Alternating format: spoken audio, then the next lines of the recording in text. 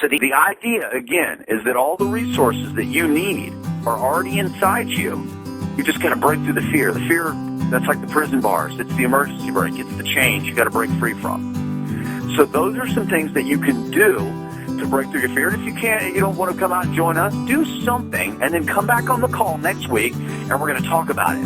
Okay, I'll bring you on the call. We'll share experiences. So that's the plan. Now, what I want to do now, the call is at 1 hour, but I've reserved a little bit more time. I want to bring on a couple of people here. I think Stephanie's willing to maybe come on and talk about an experience that she had with fear on one of the courses that we did recently. And I just want you to hear from her. I don't know if Valerie's still with us or Charles is still with us. I know, Valerie had the fear of snakes her whole life. Deathly afraid of snakes. We were going to have is she with us today? Okay, great. And I don't know if they're willing to be on. I know you guys have got things to do, but if you're willing to stay on for a little bit of bonus time, I want to ask that you do that now. So, Stephanie, you want to go ahead and jump on the call here?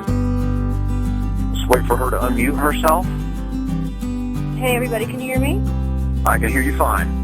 Cool. Well, thank you, everybody, for getting on the call. I think the coolest experience that I had when we were out with the Adventure Club was on the free fall with the zip lining, and it was a 100-foot free fall, and there's part of me that's like, you know what, I'm cocky, I can do anything, and when I climbed that 100-foot tower and it was time for me to perform and jump, I couldn't do it, and I wasn't ready to do it. I didn't realize that I had the fear, and that's really what the cool thing is about doing all these different bioenergetic experiences, is that I was unconscious of this fear, and my pride was holding me back from really seeing it.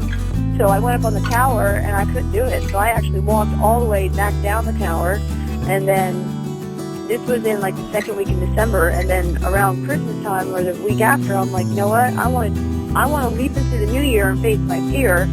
So we called the place, and we went back down and did a zipline adventure and had a lot more people show up, which was so awesome. And Scott rehearsed with me. We did the techniques and everything, and I walked up the tower.